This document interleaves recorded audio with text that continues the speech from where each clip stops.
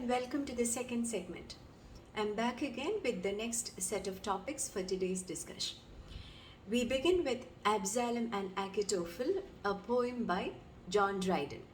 In fact, it is a political allegory that is based on the second book of Samuel from the Old Testament.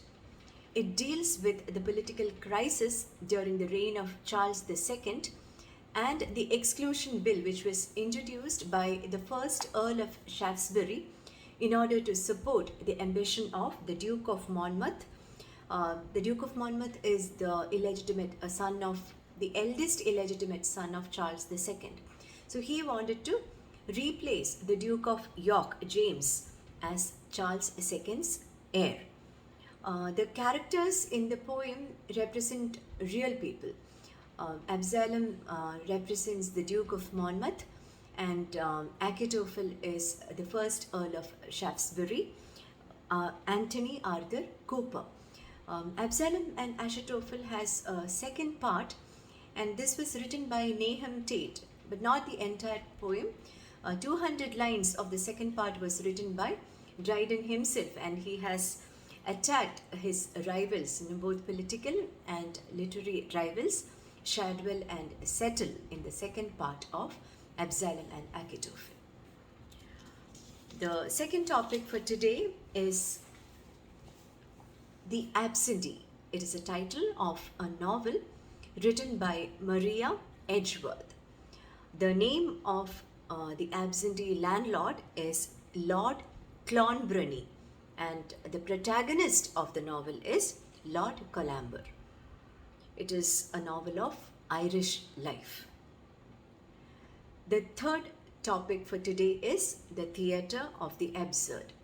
The theatre of the absurd was a term that was used to characterize the works of European and American dramatists of the 1950s and 60s. It gives dramatic expression to the philosophical notion of the absurd. It was a notion that got widespread diffusion following the publication of Albert Camus' essay, The Myth of the Sisyphus, in the year 1942. As far as the features of the theatre of the absurd is concerned, it abandoned all standards of conventions, plot, thematic structure, characterization, and so on. The dialogues are disjointed. The plays used disjointed, meaningless, or repetitive dialogues, incomprehensible behavior of characters, and plots denying all notion of logical or realistic development. Sometimes they follow the circular plot, ending exactly where it began. Some of the recognition of the absurd nature of human existence provided dramatists with a rich source of comedy also. It's a product of post-war disillusionment, and some of the important dramatists of the theatre of the absurd include in the absurd plays. I'll name a few important absurd plays. One is The Bald Prima Donna by Ionesco. Then there is Waiting for Godot, written by Samuel Beckett. It was published in 1954 with the subtitle A Tragic Comedy in Two Acts. Waiting for Godot, a tragic comedy in two acts, and it was published in 1954. So absurd drama played a very important role in extending the range of post-war drama, and some of the names associated with the theatre of the absurd are Arthur Adamov, Albee, Samuel Beckett, Camus, Jean Genet, Ionesco, Pinter, Boris Vian. Now, do you know who is called the English Sheko? That is Rodney Ackland. So that is all for today. A quick recap. We started with Absalom and Achitophel, which is a political allegory written by Dryden.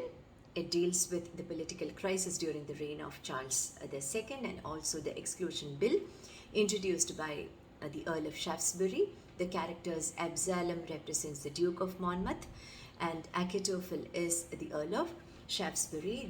The second part of Absalom and Achitophel was written by Nahum Tate. The second topic is the novel Absentee, which was written by Maria Edgeworth, and the name of the landlord, the absentee landlord, is Lord Clonbrony, and the protagonist is Lord Columber. And the third topic for today is the theatre of the absurd, which is a term that was used to characterize the works of the American and European dramatists of the 1950s and 60s, essentially a product of the post-war disillusionment, characterized by non-conventional devices.